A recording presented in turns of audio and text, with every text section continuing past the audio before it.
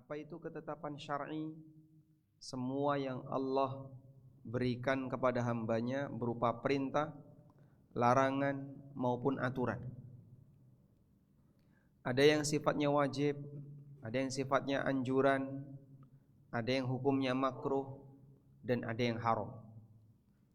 Di saat kita beribadah kepada Allah dengan mengikuti aturan Allah, menjalankan apa yang telah Allah turunkan, berarti kita mentaati ketetapan syar'i.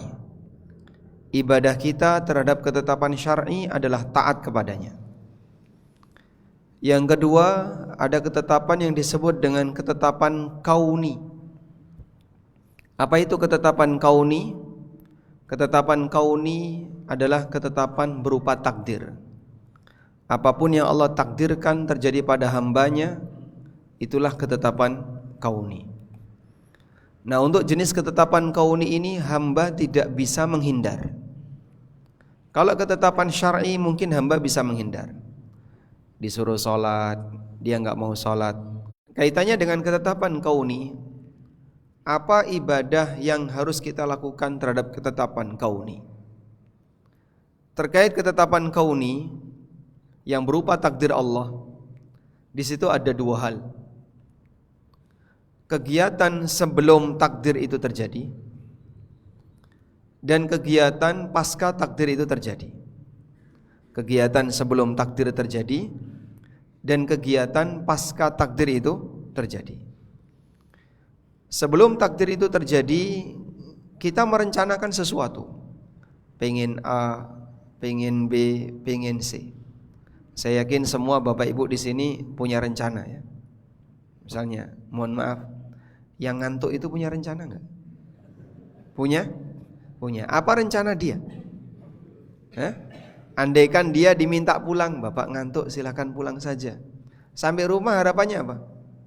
Tidur. Apakah pasti terjadi dia bisa tidur? Belum tentu. Bisa jadi ketika sampai rumah malah dikongkon kerja bakti.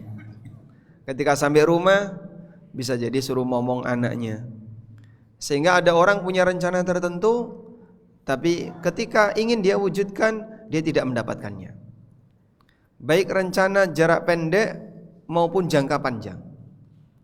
Karena itulah jamaah, manusia boleh berencana, tapi hasil dia tidak bisa menentukan. Yang kedua adalah aktivitas pasca takdir. Pasca terjadi. Aktivitas pasca terjadi ada dua kemungkinan, antara berhasil atau gagal. Ketika berhasil, manusia diajarkan untuk bersyukur kepada Allah. Tujuannya apa? Agar dia tidak menjadi ujub, tidak merasa dirinya hebat, tidak merasa bahwasanya keberhasilan ini karena upaya yang dia lakukan.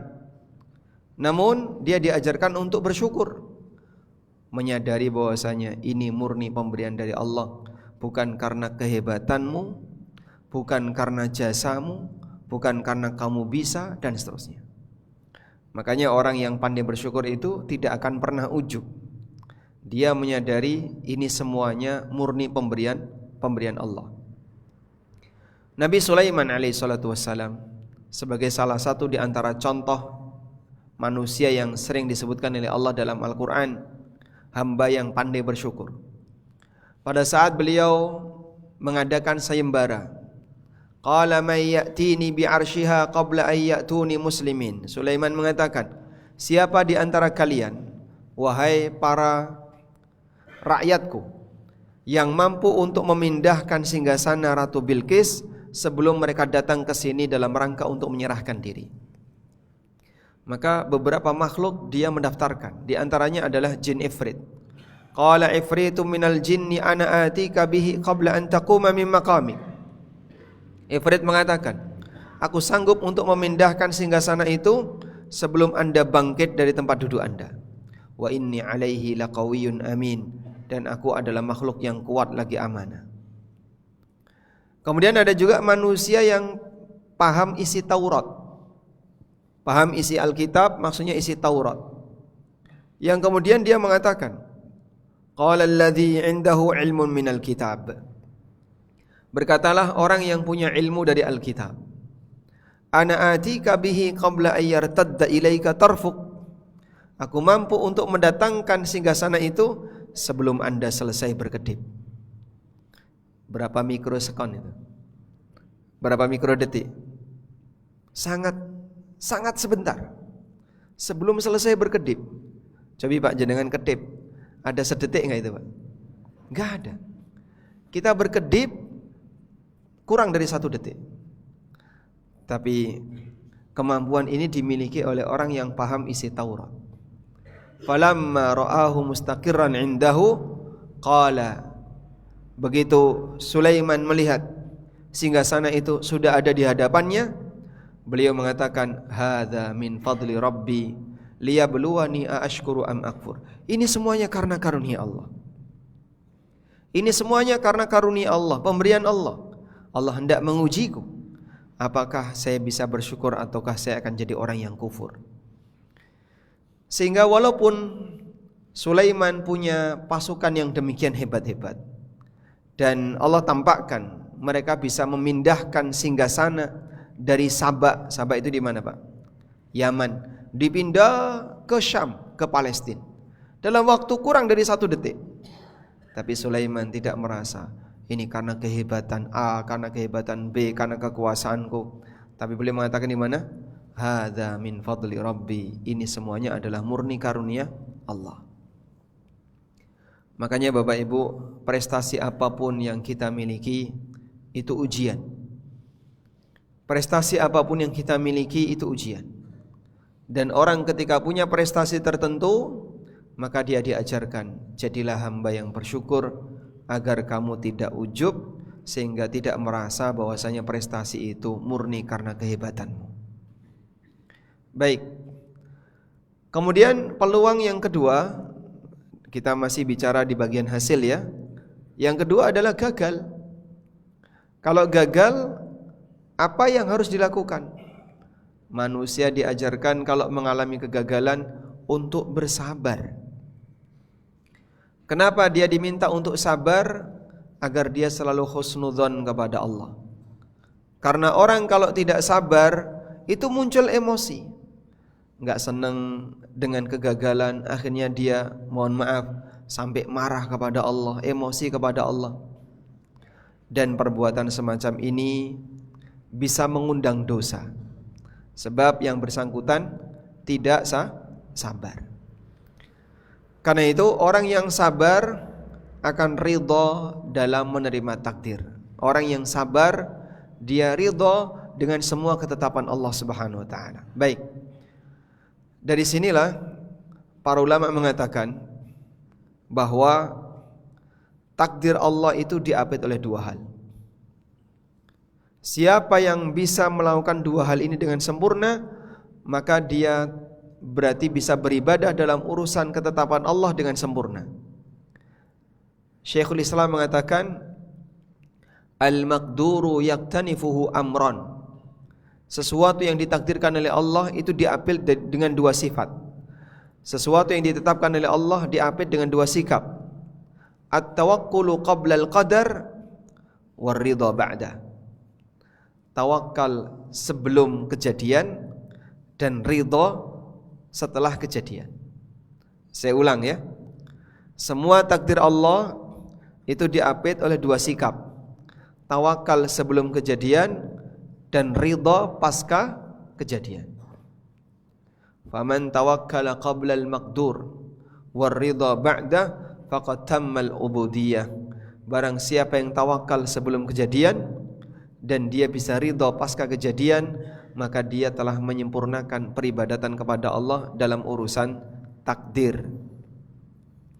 Jadi ibadah kita dengan takdir bentuknya adalah tawakal dan ridha. Tawakal sebelum, ridha sesudah. Nah, pembahasan kita kali ini ada di mana, Pak? Ada di sesi tawakal. Kita mau membahas di bagian sebelum kejadian, yaitu di posisi tawakal. Bapak Ibu yang dimuliakan Allah Subhanahu wa taala.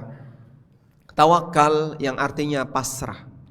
Pasrah kepada Sang Pencipta ini diajarkan kepada hamba agar mereka menyadari bahwa tidak semua masalah yang dia hadapi mampu dia selesaikan sendiri. Saya ulang ya. Tawakal itu diajarkan kepada hamba tujuannya agar hamba menyadari bahwa tidak semua masalah yang dia hadapi mampu dia selesaikan sendiri. Agar dia menyadari kalau dia ini lemah. Sehingga ada banyak sekali masalah yang sebenarnya dia sudah tidak akan mampu untuk menyelesaikannya.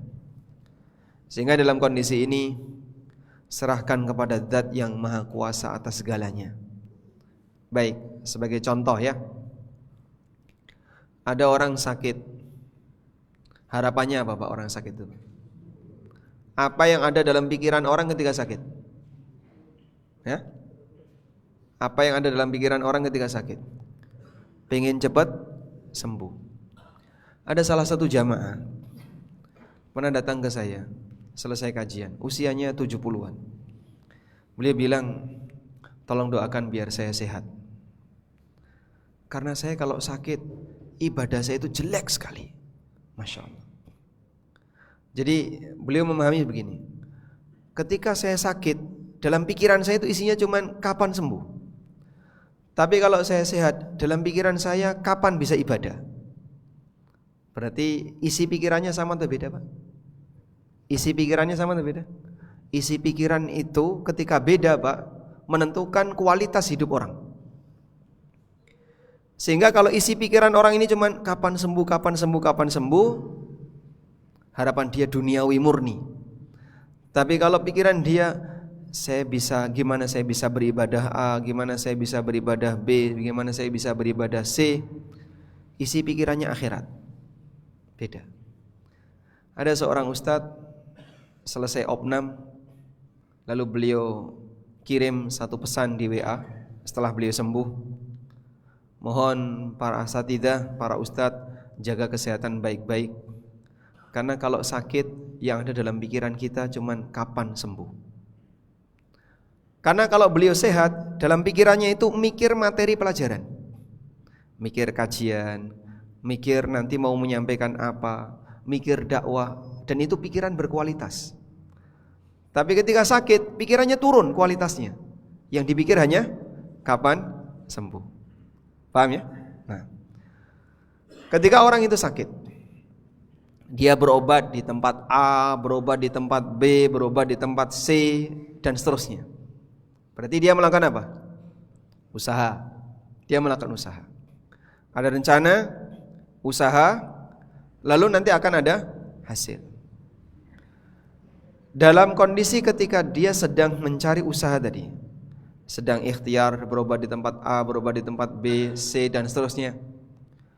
Kalau terlalu membebani diri dengan cara mikir, pokoknya setelah ini saya harus berobat ini, terus berobat ini, berobat ini.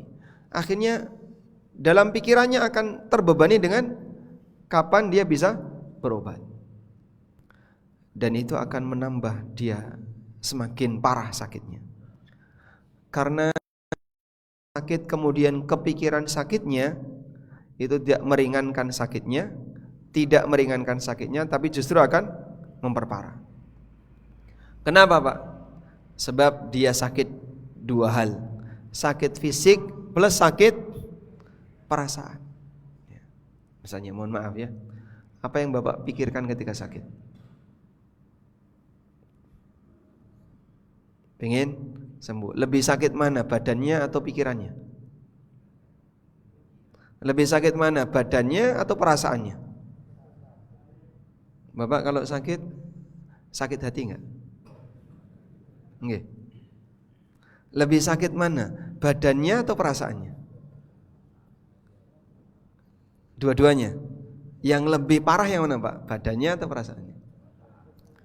Misal ya, pilek itu penyakit yang sederhana atau tidak Pak? Pilek. Mungkin orang akan mengatakan, ini penyakit yang sederhana ya, paling 3 hari sembuh biasanya. Ini sampai 10 hari gak sembuh-sembuh. Kapan to marine? Dosaku iki apa to? Lara kaya ngene kok ora mari-mari. Bar pilek, watuk itu bisa sampai 2 bulan, 3 bulan. Kapan tawadhu iki ilang kok ra ilang-ilang. Akhirnya kita banyak berkomentar dan menampakkan bahasanya sebenarnya batin kita itu sedang sakit. Dan ternyata sakitnya batin itu lebih parah daripada sakitnya fisik. Kenapa bisa demikian? Hamba perlu menyadari, kalau Bapak terlalu memikirkan hal ini, itu justru akan memperparah sakitnya. Jika kita sudah tidak mampu, selehno. Makanya orang Jawa menyarankan dadi wong sing semeleh. Karena orang kalau terlalu berpikir, dia itu akan jadi beban bagi dirinya. Dan beban itu dipegangi terus. Lama-lama dia akan kecapean. Ketika kecapean, maka dia lelah lahir batin. Fisiknya makin parah sakitnya karena didukung dengan kelelahan batin. Maka biarlah fisik ini sakit, tapi batin jangan sakit. Caranya gimana, Pak? Tawakal, itulah kata kunci. Serahkan masalah Anda kepada Zat yang Maha Kuasa. Ketika Anda sudah serahkan masalah Anda kepada Zat yang Maha Kuasa, itu seperti Bapak mengangkat beban. Saya kalau mengangkat beban ini terlalu lama, keberatan, tak taruh. Baik. Kalau saya tanya, kira-kira gelas ini berisi air ya, beratnya berapa, Pak? Ada setengah kilo? Nah, nggak sampai ya? Nggak sampai. Ya mungkin 300 gram ada, 300 gram. Bapak mengangkat ini kuat nggak? Kuat ya? Baik. Kalau disuruh megang seperti ini 10 menit kuat? Kuat. Kuat. Bagaimana kalau Anda saya minta untuk megang ini selama 3 jam? Pegel. Anda jangan berpikir ini kan ringan. Iya, ringan kalau sebentar. Tapi ketika Bapak pegang selama 5 jam, kemeng. Tangan Anda akan terasa capek. Terus gimana, Pak? Ada punya masalah seleh nih. Beban ringan ketika dipegangi terus dipikir terus, dan kita nggak tahu sampai kapan kita akan berpikir itu, maka itu akan membuat batin kita kelelahan. Tidak semua masalah perlu untuk selalu kita pikirkan. Ada posisi di mana masalah, ya sudahlah, daripada saya pikirkan terus nggak ada selesainya juga, saya serahkan kepada Zat yang Maha Kuasa atas segala sesuatu. Masya Allah. Maka Allah kasih janji, wa may yatawakkal 'ala Allah fahuwa hasbuh.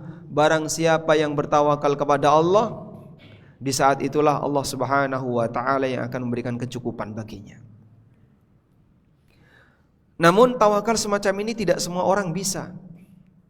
Masih banyak orang yang ketika sudah diajari gimana cara tawakal, tapi dia selalu kepikiran terus, aku kok durung hilang-hilang ya, kepikiran terus. Karena kamu belum bisa maksimal tawakal. Serahkan kepada Zat yang Maha Kuasa. Nah, untuk bisa tawakal, latihannya adalah memupuk iman dan yakin. Orang kalau punya iman dan punya yakin, maka dia akan bisa lebih bertawakal kepada Allah. Tapi kalau imannya lemah, tawakalnya lemah.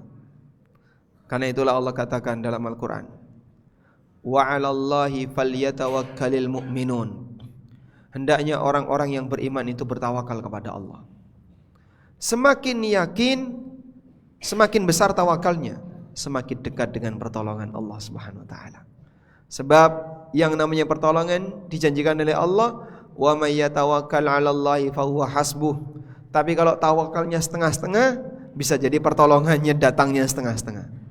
Namun kalau tawakalnya penuh, Allah Subhanahu wa taala akan datangkan pertolongan itu lebih cepat dan kontan di awal. Ada banyak sekali kejadian yang diceritakan baik dalam Al-Quran maupun dalam hadis Nabi SAW mengenai peristiwa orang yang tawakal di masa silam. Merekalah para nabi dan orang soleh. Sekarang kita ceritakan manusia yang pertama. kejadian yang dialami oleh seorang Nabi Ibrahim alaihissalatu wassalam. Beliau ini adalah imamut tauhid, imam dalam masalah tauhid, imam bagi orang-orang yang bertakwa. Pada saat Ibrahim alaihissalam menghancurkan berhala-berhala, karena beliau emosi. Ini kenapa benda seperti ini kok disembah? Nah, masyarakat di tempatnya Ibrahim, satu kampung itu punya kebiasaan di momentum tertentu mereka pergi meninggalkan kampung dalam rangka berburu. Ibrahim ikut dalam keberangkatan itu.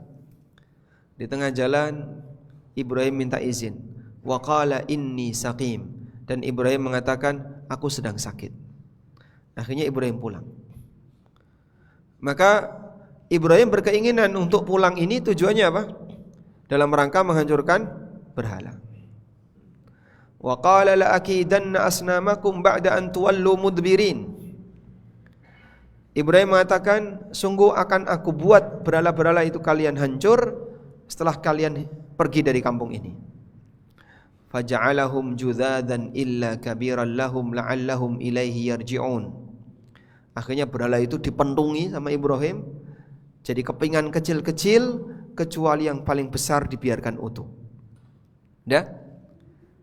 Tidak ada yang tahu siapa pelakunya, karena Ibrahim melakukan itu di saat satu kampung semuanya meninggalkan tempat. Maka beliau lakukan itu tanpa diketahui oleh masyarakat. Nah, pada saat mereka balik ke kampungnya, mereka kaget. Lalu mereka mengatakan, "Man fa'ala hadza bi alihatina innahu laminadh dhalimin." Siapa pelaku perbuatan terhadap tuhan-tuhan kami ini? Sungguh dia adalah orang yang zalim. Nah, mereka kan tidak punya bukti siapa pelakunya. Cuman ada salah satu di antara mereka yang menggunakan indikator. Qalu sami'na fatan yadhkuruhum yuqalu lahu Ibrahim. Ada yang bilang begini, saya itu pernah mendengar ada seorang pemuda, yang pemuda ini sering menyinggung Tuhan-Tuhan kita, namanya Ibrahim. Qala fa'tu bihi ala yunin nas. Sekarang datangkan Ibrahim di hadapan banyak orang. Akhirnya ketika Ibrahim didatangkan, mereka tanya, "A anta fa'alta bi alihatina hadza ya Ibrahim?" Apakah kamu yang melakukan praktek ini terhadap Tuhan-Tuhan kami wahai Ibrahim? Apa jawab Ibrahim? Qala bal fa'alahu kabiruhum hadza fas'aluhum in kanu yantiqun. Loh, yang melakukan kan yang paling besar ini. Coba tanya sama mereka kalau mereka bisa bicara.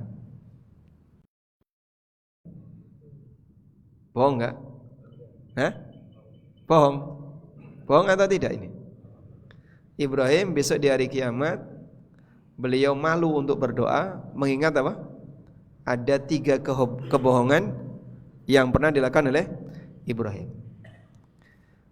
Dan para ulama mengatakan sebenarnya yang dilakukan oleh Ibrahim ini tidak bohong. Yang dilakukan oleh Ibrahim itu tauriyah. Yang dilakukan oleh Ibrahim itu tauriyah. Misalnya ya, bapak dari rumahnya si A, misalnya dari rumah orang tua, terus pulang ke rumah, ke tempat istri. Sudah? Biasanya istri akan tanya, dari mana kok lama nggak pulang-pulang? Nah, tapi Anda malu untuk menyebutkan kalau baru saja dari rumah orang tua. Maka bapak mampir masjid sebentar, cuci tangan, terus baru pulang. Lalu ditanya, dari mana Pak kok lama? Dari masjid. Saya dari masjid. Coba kamu tanyakan ke masjid kalau dia bisa bicara. Paham maksudnya? Berarti saya benar dari masjid jika masjidnya bisa bicara. Dari mana kok lama? Dari masjid. Coba kamu tanyakan ke masjid kalau masjidnya bisa bicara. Berarti saya benar bahwa saya dari masjid jika masjidnya bisa bicara. Nah, tapi karena masjidnya tidak bisa bicara, berarti saya tidak dari masjid, Bang. Nah, Ibrahim mengatakan, coba kamu tanyakan kepada yang besar ini. Tanyakan sama mereka, kalau mereka bisa bicara. Berarti kalau mereka bisa bicara, pelakunya bukan saya. Nah, karena mereka tidak bisa bicara, berarti pelakunya saya. Bisa memahami gak ini? Bisa ya? Ibrahim menyampaikan kepada kaumnya, bal fa'alahu kabiruhum hadza fas'aluhum in kanu yantiqun. Pelakunya adalah yang besar ini. Coba tanyakan kepada mereka kalau mereka bisa bicara. Nah, berhubung mereka tidak bisa bicara, berarti pelakunya bukan yang besar ini. Sudah? Akhirnya mereka emosi. Lalu mereka mengatakan, qalu harriqu wansuru alihatakum. Bakar Ibrahim, kita tolong Tuhan-Tuhan kita. Jadi mereka menolong Tuhannya. Akhirnya dibuatlah api yang sangat besar. Ada yang menyebutkan bahwa mereka membuat cekungan, Pak. Mereka membuat lubang, lalu naruh kayu yang ditumpuk-tumpuk setinggi rumah. Kemudian dibakar. Saat api itu menyala bulat-bulat, berkobar-kobar, mereka siap untuk memasukkan Ibrahim ke dalam api. Pakai apa mereka melempar Ibrahim ke dalam api? Bukan dilempar dengan orang, tapi dilempar dengan menggunakan manjanik. Ketapel besar itu, Pak. Dilempar dengan manjanik. Saking besarnya api itu sampai mereka sendiri gak berani mendekat. Dalam kondisi itu Ibrahim alaihissalam berdoa kepada Allah Subhanahu wa taala dengan mengucapkan kalimat hasbiyallah wa ni'mal wakil. Aku pasrahkan diriku kepada Allah dan Dia sebaik-baik zat yang dipasrahi. Puncak tawakal yang tinggi, walaupun di hadapannya itu adalah sesuatu yang mengancam nyawanya, tapi Ibrahim sadar, aku punya Allah dan Allah yang akan menyelesaikan masalahku. Hasbiyallah wa ni'mal wakil. Maka dilemparlah Ibrahim dengan menggunakan manjanik. Allah Ta'ala berfirman, Kulna ya naru kuni bardan wa salaman ala Ibrahim. Wahai api, jadilah dingin dan berikan keselamatan bagi Ibrahim. Sehingga Ibrahim ketika dibakar sama sekali tidak tersentuh dengan panasnya api dan tidak tersakiti ketika beliau jatuh di tumpukan kayu. Selamat Ibrahim. Dalam posisi ini contoh orang yang tawakal dalam kondisi ketika dia berada di puncak ujian, dan itu sangat mengancam. Baik. Kejadian yang kedua yang dialami oleh Nabi Musa alaihissalam. Setelah Nabi Musa berdakwah di Mesir dan mendakwai Fir'aun dan bala tentaranya justru semakin menjadi-jadi. Dan mereka emosi kepada Bani Israel, dan itu bertahan selama bertahun-tahun. Musa alaihissalam berdakwah di Mesir itu dalam waktu yang lama.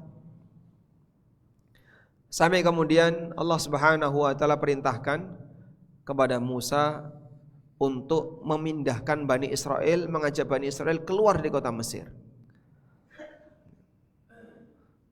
Allah Subhanahu wa taala berfirman, Fa'asri bi'ibadi laylan innakum muttaba'un. Berangkatkan para hambaku di waktu malam, kalian akan dikejar. Akhirnya Musa bersama Bani Israel dari Mesir berangkat ke arah timur. Di ayat yang lain Allah mengatakan fa'atba'uhum musyrikin. Mereka mengikuti Bani Israel ke arah timur. Ketika ke arah timur, timurnya Mesir apa, Pak? Laut Merah. Maka pasukan Musa bersama Nabi Musa ketemu dengan Laut Merah. Allah Subhanahu wa taala menceritakan, di saat mereka ketemu dengan Laut Merah, mereka terhenti. Pasukan Fir'aun menyusul dari belakang. Dua pasukan ini saling melihat. Falamma tara'al jam'an, ketika dua pasukan itu saling melihat, qala ashabu Musa, maka orang-orang yang berada di sekitar Musa mengatakan, inna lamudrakun, kita pasti akan ketangkap. Kita pasti akan ketangkap. Kamu mau lari kemana? Depan lautan, belakang pasukan bersenjata. Maju mati, mundur mati. Mereka dalam kondisi ketakutan seperti itu, mereka mengatakan, inna lamudrakun, wahai Musa, kita pasti akan ketangkap. Kita pasti akan dibunuh oleh mereka. Apa jawab Musa? sebagai orang yang sangat tawakal kepada Allah, beliau mengatakan, qala kalla, enggak mungkin. Inna ma'iya rabbi sayahdin, sesungguhnya Allah bersamaku dan Allah akan memberikan petunjuk kepadaku. Jamaah, pada waktu Musa alaihissalam dalam situasi seperti itu, apakah beliau sudah tahu apa yang harus dilakukan? Belum. Sehingga Musa enggak tahu. Tapi tawakal Musa bukan kepada tongkat, namun tawakalnya kepada Allah. Musa tidak mengatakan, tenang jamaah, tenang, ada tongkat, santai aja. Beliau tidak mengatakan demikian ya. Tapi yang beliau sampaikan apa? Inna ma'iya rabbi sayahdin, Allah bersamaku dan Allah akan memberikan petunjuk kepadaku. Petunjuknya apa? Allah belum kasih. Tapi Musa tawakalnya kepada Allah, bukan kepada tongkat. Fa'auhayna ila Musa, lalu aku wahyukan kepada Musa, anidrib bi'asakal bahr, pukulkan tongkatmu ke arah lautan, fanfalaqa fakana kullu firqin kattaudil azim, maka lautan itu terbelah dan setiap belahan itu naik ke atas airnya seperti gunung yang tinggi. Ada yang menyebutkan bahwa lautan itu terbelah menjadi 12, sehingga ada 12 lorong. Ada 12 lorong. Airnya oleh Allah Subhanahu wa taala tidak dibuat pergi ke tempat yang lain seperti laut ketika surut ya. Anda lihat laut ketika surut airnya kemana? Kan bukan terus meninggi di atas ini, tapi pergi ke tempat yang lain. Nah, dalam peristiwa Bani Israel ini airnya dibuat tinggi sehingga mereka jalan di antara air-air yang ditahan oleh Allah. Saat mereka berjalan, mereka diselamatkan oleh Allah. Satu pelajaran yang tadi kita ambil, tawakalnya Musa di saat semua orang ketakutan dan merasa dalam perhitungannya kita pasti akan ketangkap, tapi Musa tawakal kepada Allah. Kalla inna ma'iya rabbi sayahdin, Allah bersamaku dan Allah akan memberikan petunjuk kepadaku. Di puncak perjuangan Allah berikan solusi. Dalam posisi ketika beliau sudah terdesak, terjepit, sudah enggak bisa ngapa-ngapain, Allah berikan solusi. Di saat itulah Allah Subhanahu wa taala tunjukkan mukjizatnya. Air itu naik dan Bani Israel bisa lewat. Yang terjadi apa? Fir'aun dengan kebencian yang dia miliki, dia kejar itu Bani Israel.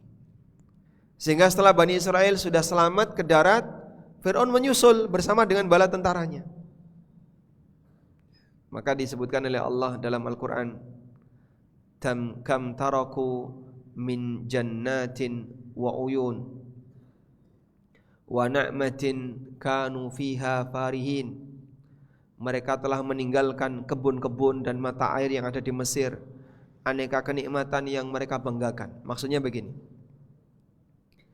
kalau Fir'aun itu pada waktu melihat Bani Israel sudah diselamatkan oleh Allah, kemudian Fir'aun balik pulang ke Mesir, dia masih bisa jadi raja, masih bisa menikmati kerajaannya, masih bisa menikmati aneka kekayaan yang ada di kota Mesir. Tapi emosi Fir'aun dibuat oleh Allah Subhanahu wa taala makin menjadi-jadi, sehingga dia enggak terima, maka dia kejar itu Bani Israel. Nyusul. Saat nyusul, semua bala tentara yang dibawa oleh Fir'aun mati semuanya. Maka Allah membinasakan Fir'aun itu bukan dengan cara kerajaannya ditenggelamkan ke bumi atau dibuat gempa bumi sehingga runtuh hancur, tapi Allah buat kerajaannya utuh, tidak tersentuh. Orang yang laki-laki semuanya dibuat mati tenggelam. Dan ulama mengatakan al jaza'u min jinsil amal, balasan itu sejenis dengan amal. Sebagaimana dulu dia membantai laki-lakinya Bani Israel dan membiarkan wanita-wanita Bani Israel, maka dibalas oleh Allah, laki-lakinya Fir'aun mati semuanya, wanitanya utuh di kota Mesir. Maka ketika itu yang ada tinggal di kota Mesir tinggal orang lemah yang sudah tua, dan para wanita serta para anak-anak. Sementara yang laki-laki dewasanya ikut mengejar Bani Israel dan ditenggelamkan oleh Allah Subhanahu wa taala. Istananya utuh, para wanita yang ada di sana utuh, anak-anak utuh, kemudian kekayaannya utuh. Bani Israel dipimpin oleh Nabi Yusha, dalam sebagian riwayat diperintahkan oleh Musa untuk datang ke Mesir dalam rangka merampas kekayaan kota Mesir. Kadzalika wa awrathnaha Bani Israil. Demikianlah kami berikan kekayaan kota Mesir kepada Bani Israel. Wa makaru wa makarallah wallahu khairul makirin. Mereka membuat tipu daya dan Allah balas tipu daya mereka, dan Allah yang terbaik dalam memberikan balasan tipu daya. Baik, Pak, itu kan Nabi, Pak. Yang kalau kita diminta untuk niru Nabi, rasanya kok nggak mungkin. Ada nggak Pak cerita selain Nabi yang menggambarkan tentang tawakal seseorang? Kita sebutkan kisah yang dialami oleh Ibunda Hajar radhiyallahu anha. Hajar ibunya siapa? Ismail. Hajar ummu Ismail. Allah Subhanahu wa taala menakdirkan Ibrahim lama enggak punya anak. Dan beliau sudah sering berdoa kepada Allah, Rabbi habli minas salihin, ya Allah anugerahkanlah kepadaku anak yang saleh. Beliau banyak meminta kepada Allah agar diberi keturunan. Hidup berdua bersama Sarah, lama sekali enggak punya keturunan. Sampai akhirnya Sarah ini, Ibrahim bersama Sarah melewati sebuah kampung. Di kampung ini ada seorang raja yang dia suka merampas wanita siapapun yang lewat di kampungnya. Dan kemudian kalau dia jalan sama suaminya, maka suaminya dibunuh. Nah, ketika Ibrahim sudah masuk kampung itu, dicegat. Akhirnya dilaporkan kepada sang raja, wahai raja, ada seorang lelaki bersama seorang wanita yang layak untuk jadi istri Anda. Akhirnya sang raja berniat untuk merampas Sarah. Nah, Ibrahim pesan sama Sarah, nanti kalau kamu ditanya siapa aku, jawab dia adalah saudaraku. Kalau kamu ditanya siapa saya, jawab itu adalah saudaraku. Karena kalau Sarah ngaku itu suamiku, Ibrahim dibunuh. Maka Sarah diminta oleh Ibrahim jawab itu saudara. Maksudnya adalah saudara seiman. Akhirnya Sarah berhasil dirampas oleh sang raja. Di dalam istana Sarah sholat. Setiap kali sang raja mau mendekat Sarah, mau diperkosa, Sarah berdoa kepada Allah. Seketika itu sang raja lumpuh badannya. Lalu dia teriak-teriak minta tolong. Doakan biar Allah Subhanahu wa taala menyembuhkanku. Akhirnya didoakan Sarah, dia sembuh. Lalu kemudian saat dia mau menjamah Sarah, didoakan lagi, lumpuh lagi. Sampai 3 kali. Akhirnya sang raja ini bilang kepada para pengawalnya, usir wanita ini, kau telah membawa setan di sini. Kemudian dia diakan seorang wanita namanya Hajar. Maka Hajar jadi temannya Sarah. Akhirnya Ibrahim berhasil melintasi kampung itu bersama istrinya dan Hajar. Lalu Sarah meminta Ibrahim agar menikahi Hajar. Ada yang bilang ini budak, ada yang bilang bahwasanya statusnya adalah istri. Intinya Hajar radhiyallahu anha adalah pasangan keduanya Ibrahim. Nah, dari Hajar inilah kemudian terlahir Ismail. Barulah Ibrahim punya anak yang sudah lama dinantikan. Dari istri Sarah enggak terlahir anak, dari Hajar terlahir anak seorang Ismail. Kecemburuan Sarah muncul. Ibrahim sudah bersamaku lama tapi tidak pernah berhasil mendapatkan anak. Ini dengan Hajar baru sebentar sudah menghasilkan anak. Maka kecemburuan yang demikian besar itu menyebabkan Sarah jadi tidak suka ketemu Hajar. Akhirnya Allah Subhanahu wa taala perintahkan agar Ibrahim mengungsikan Hajar ke kota Mekah. Dan dikatakan ya bahwasanya setelah sampai di kota Mekah, Ibrahim masih rajin berdoa kepada Allah. Lalu kemudian Sarah punya anak namanya Ishak. Jarak antara Ismail dengan Ishak sebagian ulama menyebutkan kurang lebih hanya 3 tahun. Jadi setelah terlahir Ismail, 3 tahun berikutnya Sarah melahirkan anak Ishak. Baik. Ada satu peristiwa yang terjadi pada Ibunda Hajar radhiyallahu anha. Setelah Hajar ditaruh di kota Mekah, kemudian diberi perbekalan hanya beberapa makanan dan air, lalu Ibrahim pergi.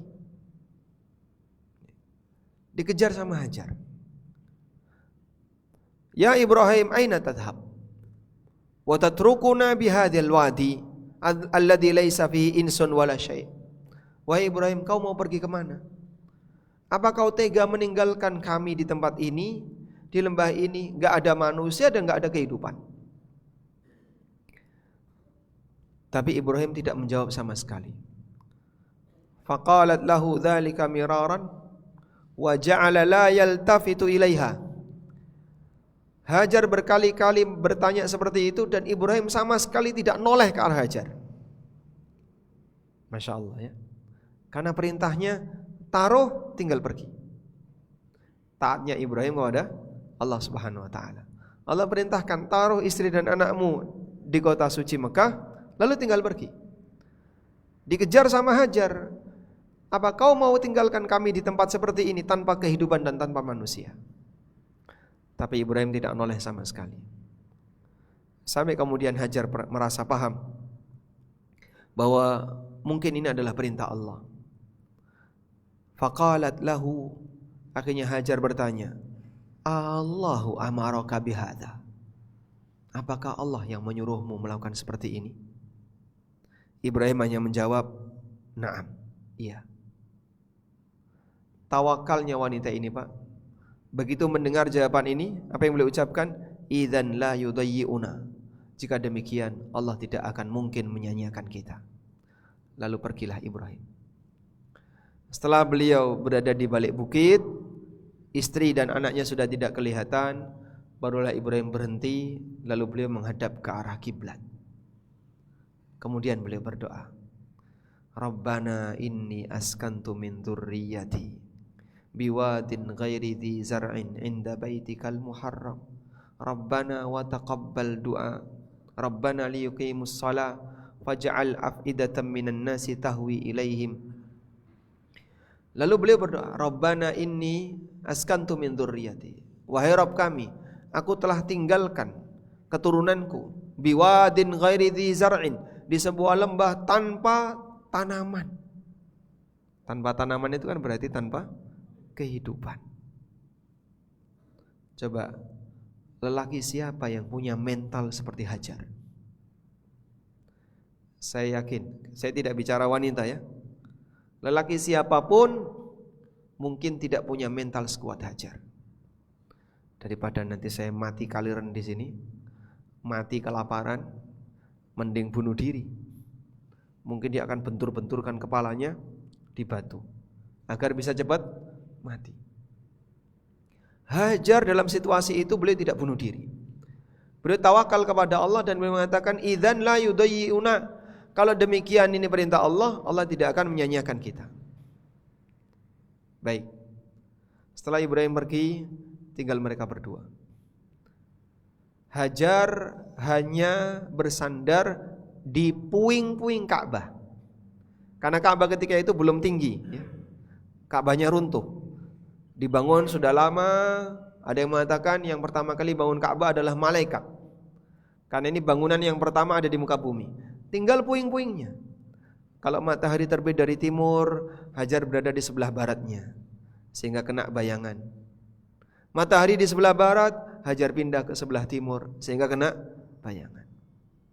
Beliau hanya mengkonsumsi bekal yang beliau bawa plus air yang ada.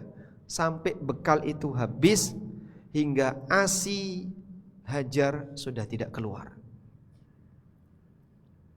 Kira-kira berapa lama seorang wanita yang menyusui, berapa lama dia tidak makan sampai ASInya nggak keluar?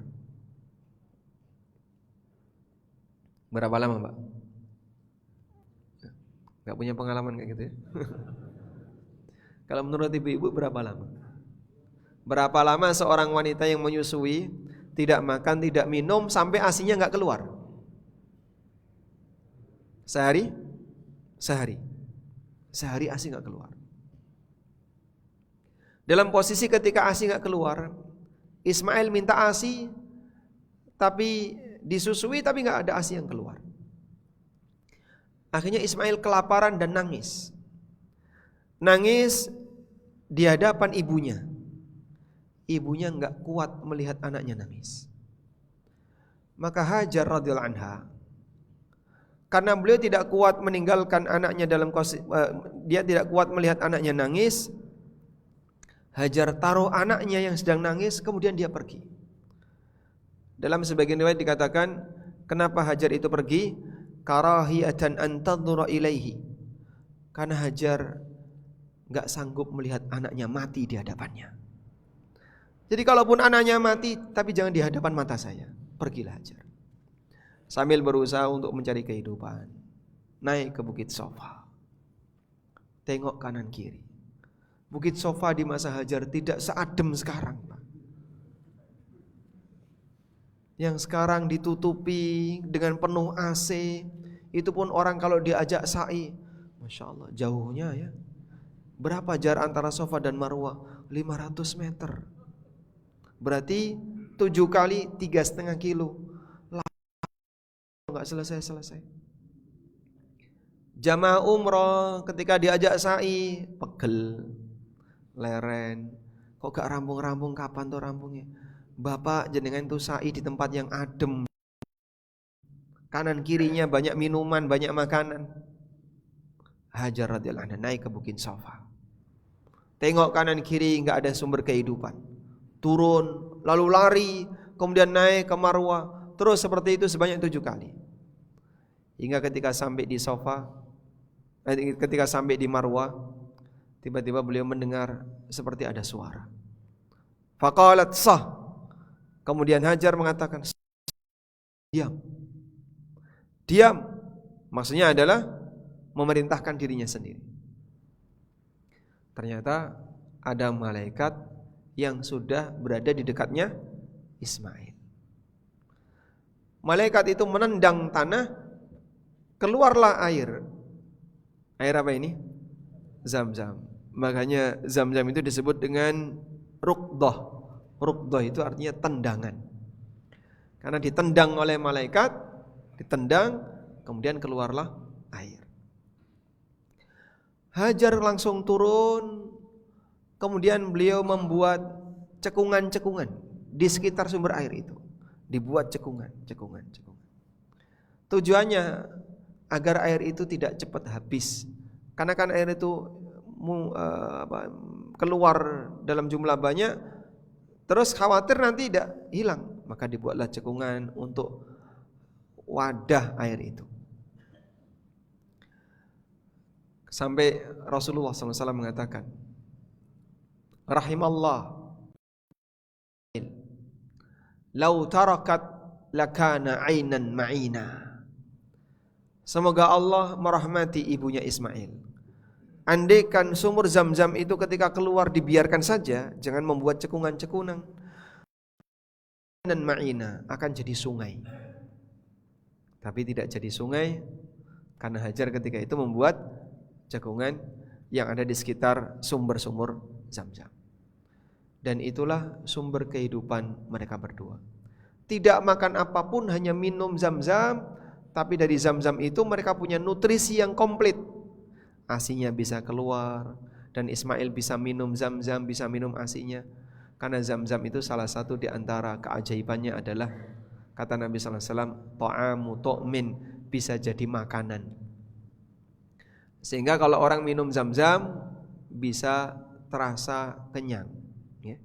Dulu Abu Dzar radhiyallahu anhu pada waktu beliau di Mekah ingin ketemu Nabi sallallahu alaihi wasallam, tapi belum bisa ketemu selama beberapa hari. Abu Dzar tidak punya bekal apapun, yang diminum cuma Zam-Zam. Dari minum Zam-Zam itu Abu Dzar tambah berat badan. Sehingga kalau mau dibuktikan bisa ya, minum Zam-Zam tambah berat badan. Wallahu a'lam. Baik, mungkin itu yang bisa kita sampaikan. Semoga apa yang kita bahas ini menjadi kajian yang bermanfaat. Kurang berapa menit? Sudah habis? Ada yang mau disampaikan Bapak Ibu? Tafadhol. Satu saja mungkin. Silakan. Waalaikumsalam warahmatullahi wabarakatuh.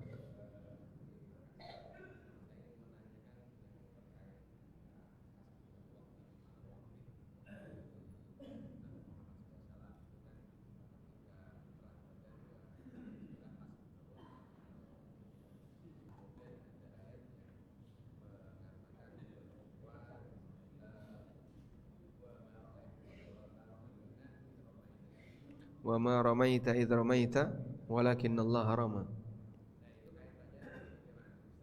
Nah. Baik. Beliau bertanya tentang kalimat hasbunallah wa ni'mal wakil. Hasbunallah wa ni'mal wakil diucapkan oleh para sahabat pada waktu perang Khandaq.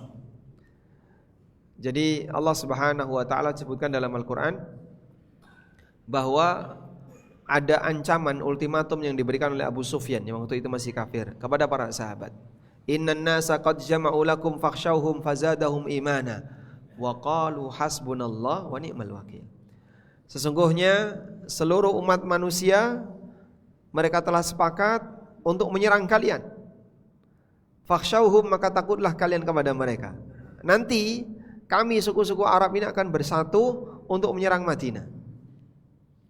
Maka para sahabat ketika mendengar kalimat itu mereka mengatakan hasbunallah wa ni'mal wakil. Kami pasrah kepada Allah dan Dia sebaik-baik zat yang dipasrahi. Lalu bagaimana dengan firman Allah Ta'ala, wa ma ramaita idh ramaita walakinnallaha rama. Ketika kau memanah, bukanlah kau yang memanah, tapi Allah yang mengarahkan panah itu. Jadi maksudnya seperti ini, bahwa manusia diminta untuk usaha. Dia punya rencana, dia punya masalah, kamu harus usaha untuk menyelesaikan masalahmu, mewujudkan rencanamu. Sampai pada puncaknya ketika kau sudah tidak mampu lagi, pasrahkan kepada Allah. Di saat itulah pertolongan Allah akan datang. Sehingga bolehkah manusia melakukan aktivitas untuk mewujudkan rencananya? Boleh. Dia ikhtiar, dia kerja sesuai dengan tingkat kemampuannya. Mampunya di mana? Mampunya hanya sampai grade 5, ya sudah kerjakan sampai grade 5. Selanjutnya apa? Yang kau tidak mampu serahkan kepada Zat yang Maha Kuasa. Para sahabat ketika perang Khandaq tidak diam saja. Begitu dapat ultimatum seperti itu, mereka langsung buat parit. Di saat yang sama mereka tawakal kepada Allah.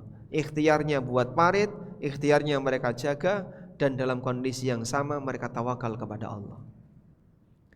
Dan ketika itu Nabi SAW tidak mengatakan, tenang, ada surban. Sekali kebut hilang kabeh. Nah, itu kalau sekarang ya, mungkin akan ada yang bilang seperti itu. Tapi Rasulullah SAW ajarkan kepada mereka untuk bertawakal kepada Allah. Wallahu a'lam. Apakah doa termasuk ikhtiar atau usaha? Ketika usaha yang lain sudah dilakukan, menemui jalan buntu dalam mengatasi permasalahan. Doa itu bagian dari tawakal. Ikhtiarnya adalah kerja fisik, tawakalnya kerja batin. Doa adalah bagian dari tawakal. Lalu dia berdoa kepada Allah sebagai Zat yang Maha Kuasa atas segala sesuatu, dia mohon kepadanya. Sehingga doa itu pelengkap dari kerja dan bagian dari bukti tawakal seorang hamba kepada Allah Subhanahu wa taala. Wallahu a'lam. Baik, demikian semoga bermanfaat. Wassallallahu ala nabiyyina Muhammadin wa ala alihi wa sahbihi wasallam. Wa akhiru da'wana alhamdulillahi rabbil alamin. Wassalamu alaikum warahmatullahi wabarakatuh.